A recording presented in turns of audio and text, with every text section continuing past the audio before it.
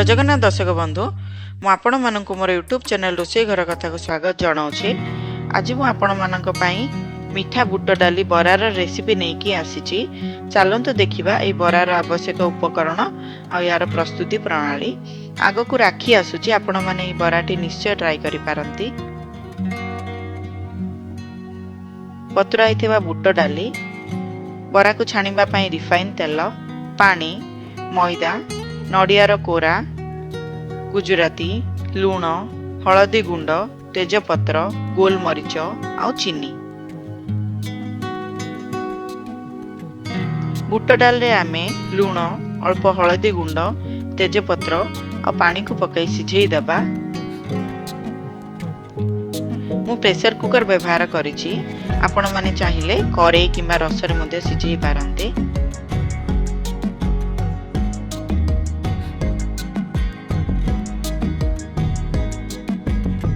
बुट डाली सिझिला परे आमे तार एक्स्ट्रा पानी बाहर कर दे ताको ठंडा कर देबा। देखंतु एतिकी आमे बुट डाली को सिझेइबा और एमती झुंझुणा रखिबा, बिल्कुल हेले पानी रखिबा नाही। बुट डाली भल भाबे ठंडा हला परे ग्राइंडर रे आमे ग्राइंडिंग कर देबा। आ बुट डाली को ग्राइंडिंग करला बेले आमे बिल्कुल हेले पानी रे व्यवहार करिबा नाही। वर्तमान बुट डाल रे नड़िया कोरा गुजराती गोलमरीचर गुंड चीनी को पकाई भल भाई मिसई दबा।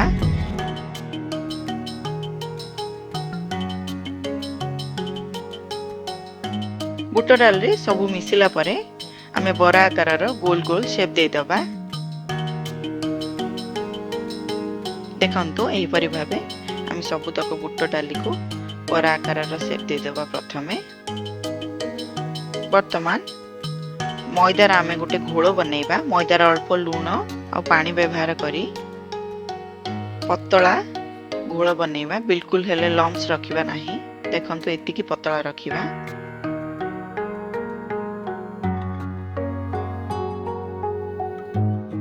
वर्तमान करेईटी बसई करेई भल भाबे गरम होला परे तेल पकई दबा। तेल को पकई गरम होआ पई छाडी दबा। बरा को छाणीबा पई तेल भल भाबे गरम होला परे आमे हाई मीडियम फ्लेम रे बुट डाली रो गुळा को आमे मैदा रे घोल रे बुडई बुडई उल्टा पलटा करी छाणी दबा। भल भाबे लाल लाल हेला जाय आमे छाणीबा। आउ आमे गैस रो फ्लेम को हाई मीडियम ही रखिबा।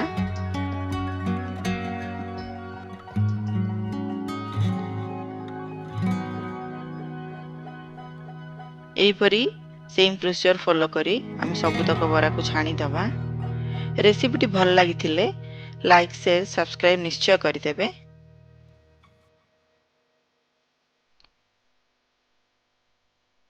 आ कमेंट करबा को जमार भूलिबेनी ए बरार रेसिपी आपनको केमिति लागिला। पुणी अति शीघ्र देखाहब सांग माने। रहुची नमस्कार धन्यवाद।